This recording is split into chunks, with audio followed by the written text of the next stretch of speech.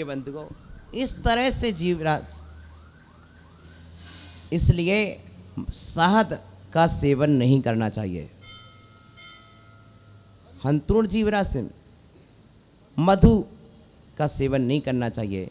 आप मार्केट में आपको मिलने लगी है, शीशी में आती है, आप लोग ले लेते हैं, छोटे छोटे बच्चों को।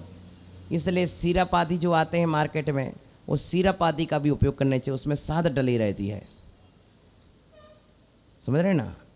तो इस तरह से हाँ, मांसम और मांस, आजकल मांस विविध रूपों में आने लगा है। छोटी छोटी चॉकलेट के रूप में मांस आने लगा है, क्योंकि कैसे खाना सिखाया जाए तो उन्हें छोटे छोटे पीस मांस के इतने इतने पीस के रूप में चॉकलेट में पैक किया गया है और मांस आने लगा है। बड़ी बड़ी गाड़ियां खड़ी रहती हैं सामने, हर दुकान दुकान पर बिकने लगे हैं।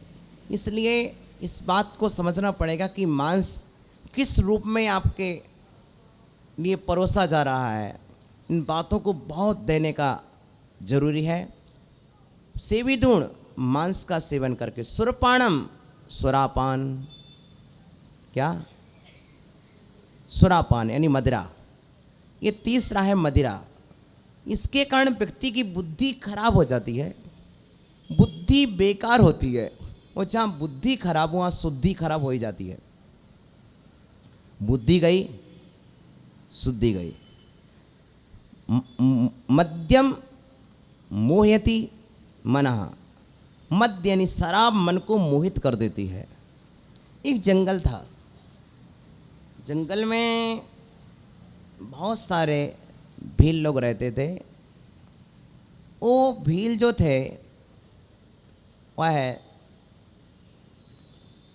डाका डालते थे। अचानक एक गांव से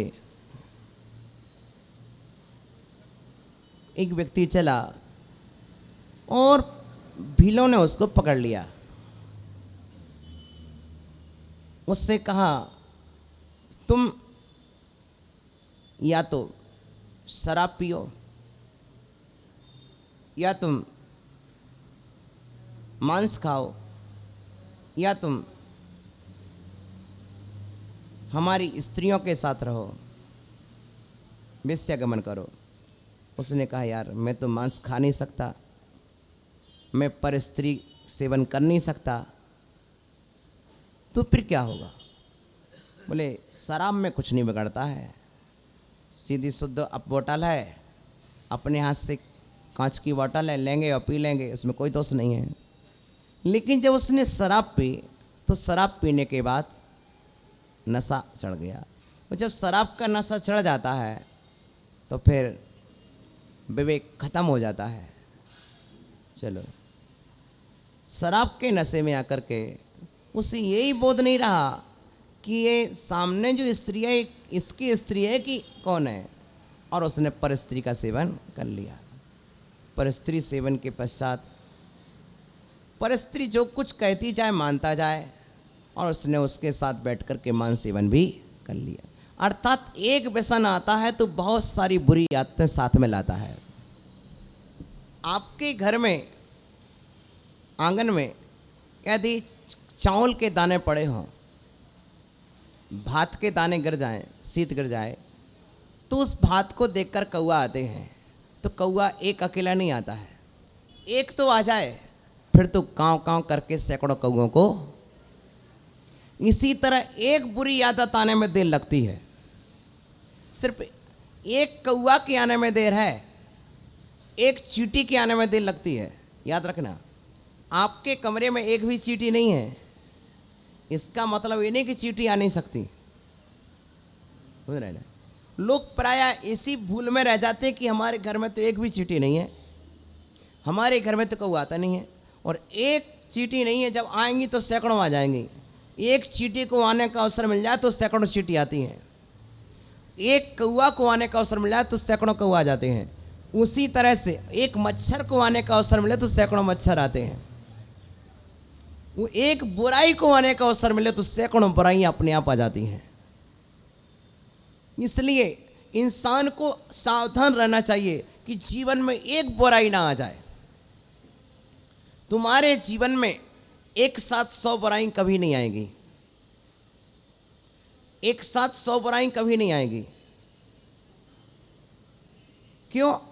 बुराई पहले तो दरवाजा बनाती है, छोटा सा छिद्र बनाती है, कहाँ से एंट्री करें, कहाँ से एंट्री करें।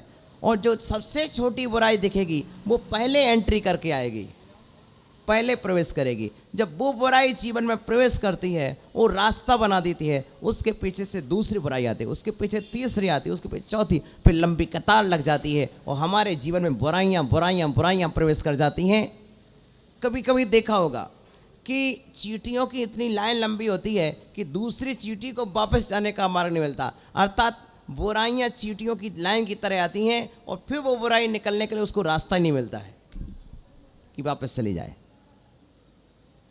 प्यारे मित्रों, आचार्य कहते हैं कि शहद, मांस और मदिरा, इनका सेवन जो करता है परद्रव्यम और पर द्रव्य का हरण करता है और पर कलत्तम, पर स्त्री का सेवन करता है। क्या? जो परद्रव्य को ग्रहण करता है।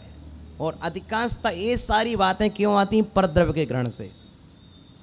अनीति का धन आ जाए, बिना मेहनत का धन आ जाए, परिश्रम किया नहीं और धन ज़्यादा आ जाए। लोग आजकल वायदा बाजार, क्यों बाबू? वायदा बाजार, 10% जमा करो, 100% का माल ले लो, है ना।